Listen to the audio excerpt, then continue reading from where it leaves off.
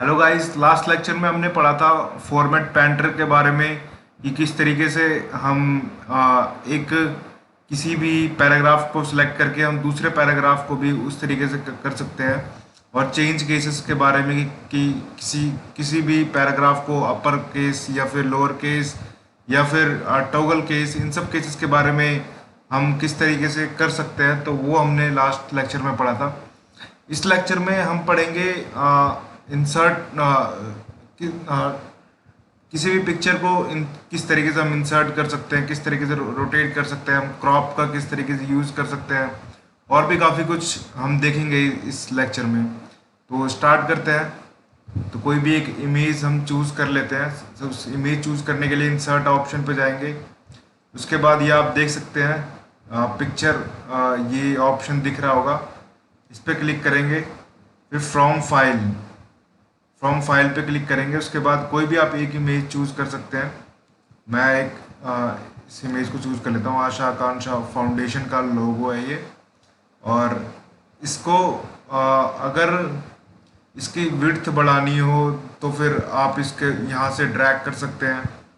अगर इसकी हाइट बढ़ानी हो आप इसको यहाँ से ड्रैग कर सकते हैं, चाहे तो यहाँ से ड्रैग कर सकते हैं। कहीं से भी आप, चारों तरफ से भी आप ड्रैग कर सकते हैं। और ये डायगनली करना हो तो डायगनली ड्रैग कर सकते हैं। आप जैसे भी चाहे आप वैसे ड्रैग कर सकते हैं। रीसेट वापस करना हो तो रीसेट साइज पे क्लिक कर सकते हैं। ये वापस एज इट इज जो जैसा हमने इंसर्ट करा था वैसा का वैसा आ जाएगा।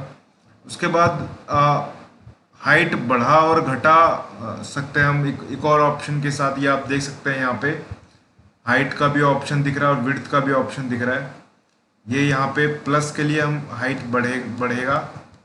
हाँ, बट एक बात का ध्यान रखना कि इसमें हाइट और विड्थ दोनों चीज़ बढ़ेगी, ठीक है। और इसमें अगर हाइट कम करनी हो तो हाइट कम कर सकते हैं इधर से, विड्थ कम करनी है तो विड्थ कम कर सकते हैं, बढ़ानी हो तो बढ़ा सकते हैं।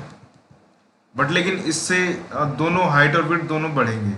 बट लेकिन सिर्फ अगर आप चाहते हैं कि सिर्फ एक ही चीज़ पे अगर फर्क पड़े तो उसके लिए, या फिर विड्थ पे या फिर हाइट पे, तो उसके लिए आपको ये ड्रैग करना होगा। ये आप ड्रैग कर सकते हैं इस तरीके से। ये इस पे सिर्फ हाइट और विड्थ का ही फर्क पड़ेगा। और जैसे कि अगर आपको कोई और शेप में चाहिए, ये आपको अगर मान लीजिए कि कोई और शेप में चाहिए ये इमेज, तो उसके लिए हम क्रॉप का यूज़ करेंगे। क्रॉप करना हो तो जैसे कि इसे एक ओवल शेप में ये पिक्चर हमें चाहिए, तो उसके लिए हम इस पर क्लिक करेंगे। तो ये आप देख सकते हैं यहाँ पे ओवल शेप में आ गया है। और चाहे तो इसको बढ़ा भी सकते हैं। और इसे रखने के लिए हम यहाँ पे इसके बाहर साइड पे कहीं पे भी क्लिक कर देंगे। तो आप देख सकते हैं ये इमेज ओवल शेप में आ चुकी है इस तरीके से, ठीक है गाइस। तो फिर इसके बाद और कोई और शेप चाहिए, जैसे कि कोई भी शेप, ये शेप चाहिए तो ये इस शेप में आ जाएगी ये। तो इस तरीके से हम क्रॉप की हेल्प से हम इसके शेप्स भी बदल सकते हैं। और इसके विड्थ भी आप बढ़ा सकते हैं, यहाँ से घटानी हो तो घटा भी सकते हैं, हाइट विड्थ दोनों चीज़ें। और रीसेट की हेल्प से ये वापस पहले की तरह ये नॉर्मल हो जाएगा।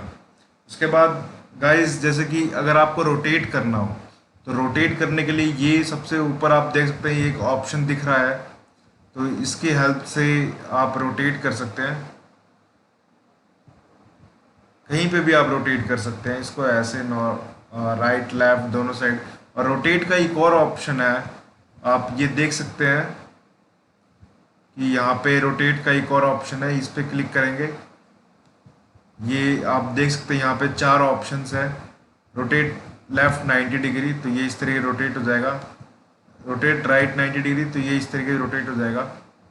अगर फ्लिप हॉरिजेंटल करना है तो ये हॉरिजेंटली फ्लिप हो जाएगा। वर्टिकली फ्लिप करना है तो वर्टिकली फ्लिप हो जाएगा। रीसेट वापस नॉर्मल करना तो नॉर्मल हो जाएगा।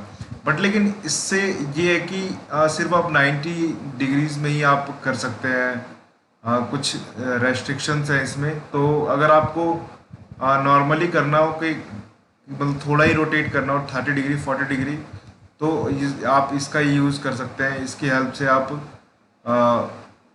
नॉर्मली आप रोटेट कर सकते हैं। नॉर्मल करने के लिए नॉर्मल रीसेट कर सकते हैं। और अगर दूसरी पिक्चर चाहिए तो आप दोबारा इंसर्ट पिक्चर पे जा करके आप दूसरी पिक्चर भी डाल सकते हैं। शेप्स, और भी अगर शेप्स चाहिए तो ये आप देख सकते हैं कई सारे शेप्स आ चुके हैं। तो इस तरीके से हम इसका यूज़ कर सकते हैं।